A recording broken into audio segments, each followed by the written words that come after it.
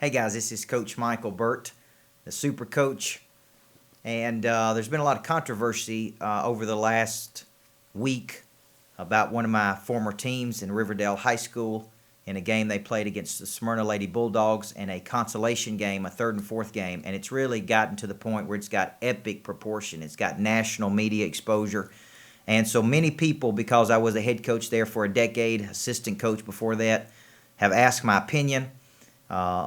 And so I would like to just kind of shed some light on this from my perspective as a former championship coach, a coach that spent really 13 years of my life there, or somewhere around 12 or 13. I got there when I was 19 and left around 31, 32. And so a lot of sweat, a lot of tears, a lot of struggle to be a part of this program. Now, one of the questions the news media asked me today is, did it ever enter into my mind to go into battle and try to lose? And I can honestly say, in all of my years as a head coach, I never went into a game and tried to intentionally lose the game, because in the back of my mind, my personal philosophy is on any given night, in any given scenario, somebody can win. Underdogs win every night. And so my philosophy was real simple. It was twofold when it come to this. One is that anybody can win on any given night when that ball is thrown up. And sometimes great teams get beat, so we went into every night, even if they were a better team, trying to win. The second part of that philosophy was that if we were not good enough to advance, no gimmick, no strategy, no any type of thing that we could do could ever get us to the next level, because we just simply weren't good enough. Now, having said that, I have some very personal, strong feelings that both coaches are in deep regret about this decision to try to lose these games, and in the fashion and execution of their strategy. I understand the strategy, because in their mind they're trying to advance their team and put them in an environment that will give them the most possibility to win. In the business world, we make nonlinear decisions, which means it's not always straight through. We make a decision that sometimes we lose a battle to try to win the war. We go over here to make a decision that could affect us later on. So we lose some here to gain some there. Even in my own business, I may speak at an event at a lower fee that could seem like a loss leader to get something much bigger on down the road. Well, so in the business world, we're thinking at complex levels, and we're adults. At the youth level, it's very hard for a 14 or 18-year-old to understand, why would we lose when we've been trained to win? Now, why is there so much pressure to win? In Rutherford County, what's happened, because of the enormous amount of talent and the enormous amount of great coaches that this county has produced, it has become a mecca for high school women's basketball, and that is something to be proud of. There are so many great coaches and so many great teams that now there is this expectation. We have national championship teams. We had the great Rick Insell at Shelbyville for years that set the standard. We had the great Pat Summitt at the University of Tennessee that we all wanted to get better and grow from.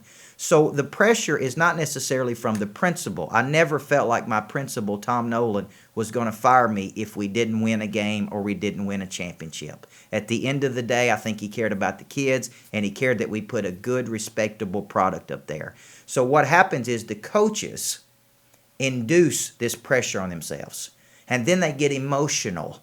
And when they get emotional, they're not being rational. Now, I will have to admit, I was one of the most intense, hot-tempered coaches in America.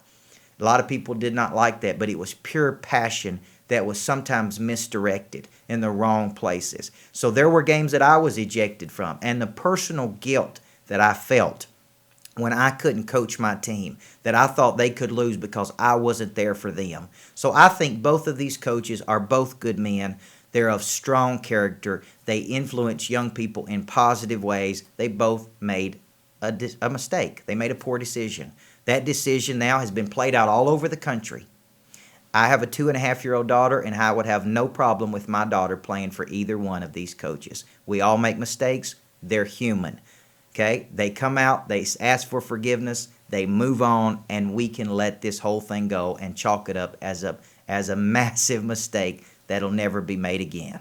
The next question is, the punishment fit the crime?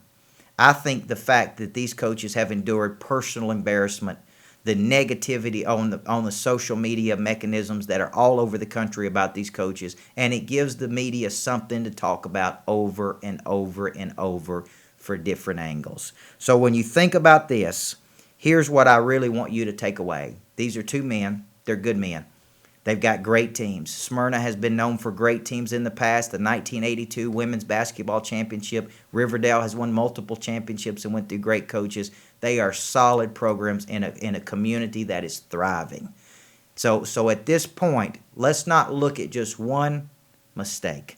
Let's look at the enormity of the resumes of what these people have put together. Just a few years ago, Riverdale was a national championship team, something we were never able to achieve in my tenure at Riverdale. That has surpassed what we did there. So be proud of these people. Use this as a teaching opportunity to let people know it's not okay to go in and forfeit your ability, because you're really suppressing your talent and you're holding people back when their potential's wanting them to go and wanting them to win. I think from this, everybody gets better and everybody moves on. And these mistakes will never be made again, possibly at the national level. I feel very strongly that both coaches should keep their jobs, keep their positions, admit their wrongdoing, ask for forgiveness, and move on. I believe everybody needs a good coach in life. Thank goodness for good coaches in our lives, that when we make mistakes, they help us have conversations we don't want to have. They make us do some things we don't want to do, and they help us become something we didn't think we could become. Now it's a question of how they handle the adversity to accelerate progress. I'm Coach Michael Burt. Thank you for letting me say my 2 cents on this. For all the people who've asked, there you go. Everybody needs a good coach in life.